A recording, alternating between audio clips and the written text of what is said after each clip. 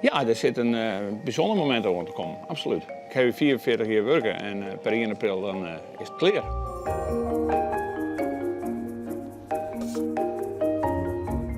Ik ben Johan Visser. Mijn leeftijd is 64 en mijn beroep is kok. Wat zit er op het menu?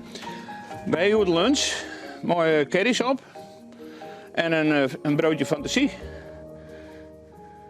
Fantasie van de kok. Fantasie van de kok, yes. Heel wat fantasie. Dat weet ik net. Ja, ik denk het wel. Ja. Wij zijn hier een squallen voor de Rijn- en binnenvaart. Het is een maritieme academie. Oh, daar moet even tomaat op nog. Ik kwam hier binnen toen was ik 20. Dat was een periode waar het heel slecht met werk. En dan kwam van de Schelling. Nou, dan ben je werkloos.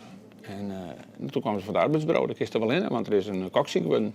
Mijn eerste reactie was toen net zo positief, want dat was nogal heel anders dan het nou is. Het was een beetje militaristisch en daar moet ik net zo vol van hebben. Dus ik hier zelf al zoiets van, nou, ik bleef je net heen, dit is even vertielijk. En als ik wat oors heb, dan ging ik voort. Maar zuster wel, ik zit hier nog. Maar je moet er zelfs alle keer maar wel wat bedenken. Ja, we moeten elke keer, ik bouw elke week een menu voor de mannen.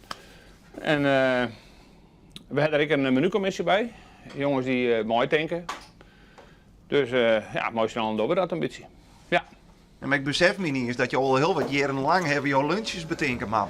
Ja, maar goed, je verval ik wel eens in hetzelfde vanzelf. Dus, maar dat is, ja, dat jet bij, erbij.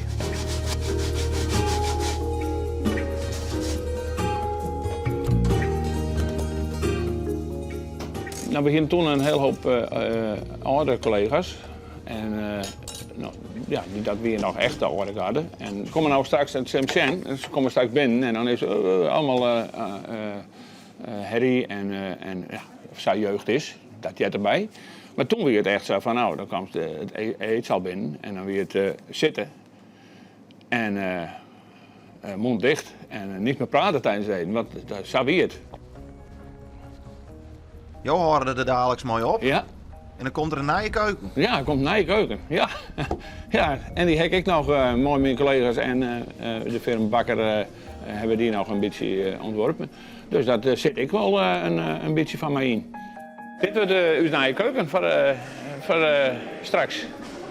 Maar dit wordt dus eigenlijk voor jouw opvolger. Dit wordt van mijn opvolger, ja. Ja. Bij Heus best die emotioneel om er wat moois van te maken. En ik hoop dat mijn opvolger daar blij mee is.